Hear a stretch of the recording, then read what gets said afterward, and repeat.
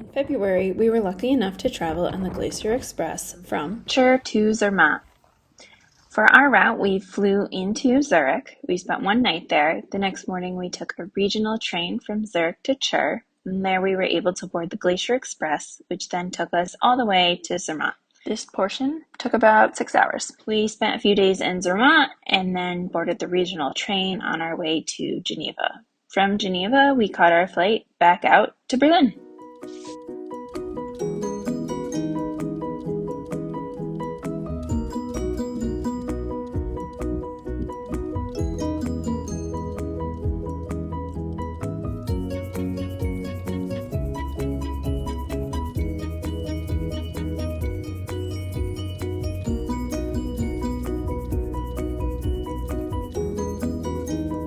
Glacier Express is an alpine train route going from one end of the country to the other. Travelers can take this train from resort town of St. Moritz to the Toblerone icon, the Matterhorn that towers above the town of Zermatt. We opted to take a portion of the train from Chur to Zermatt. To Zermatt took about 6 hours, so this really is an all-day activity. My videos absolutely do not do the view justice. It is an absolutely stunning route.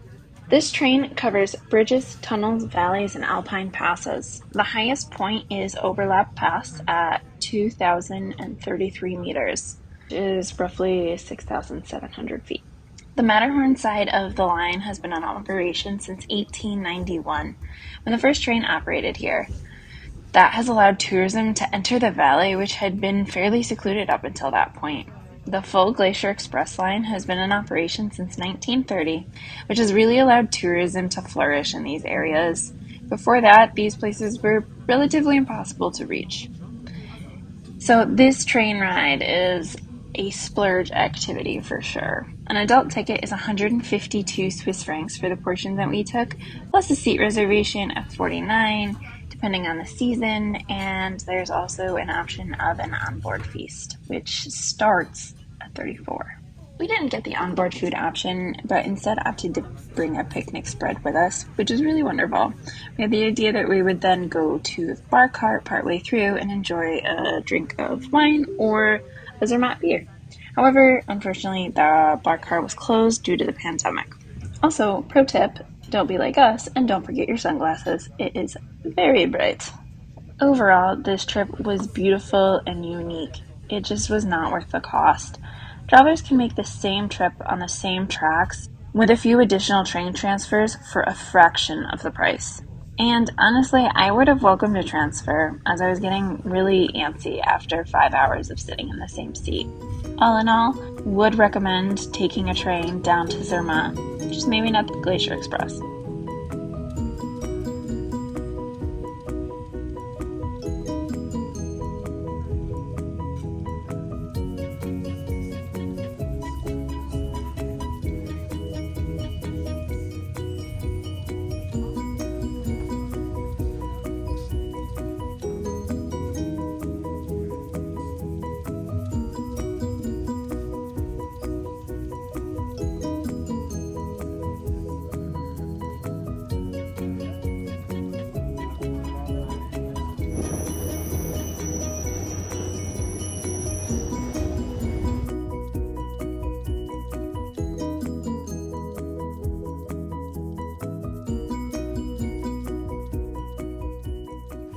Zermatt is a ski and hike tourist dream.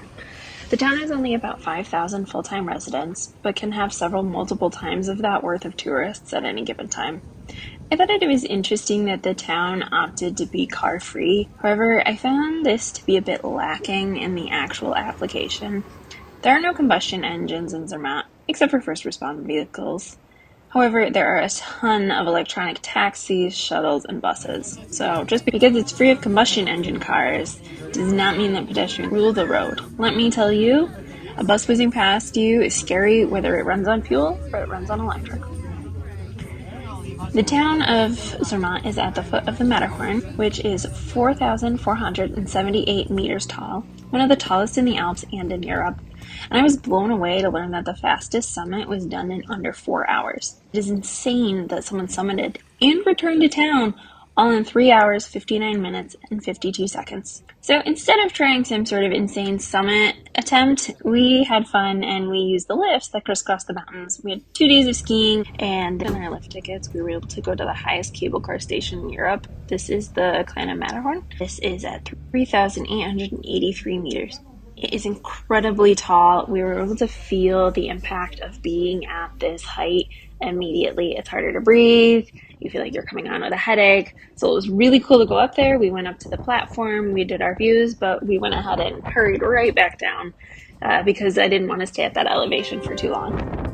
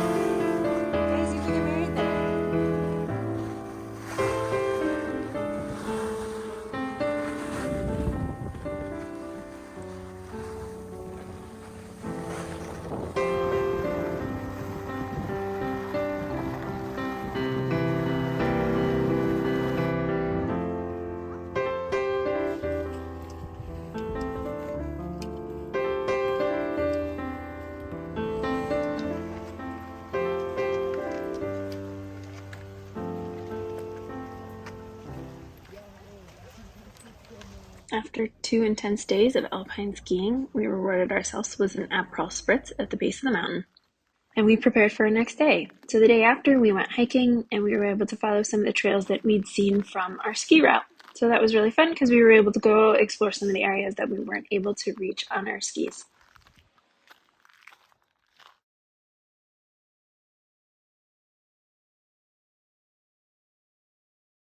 On our way out, we took the train from Zermatt to Geneva, where we spent a few days before heading out. If you want to see what we did in Geneva, stay tuned for my next video.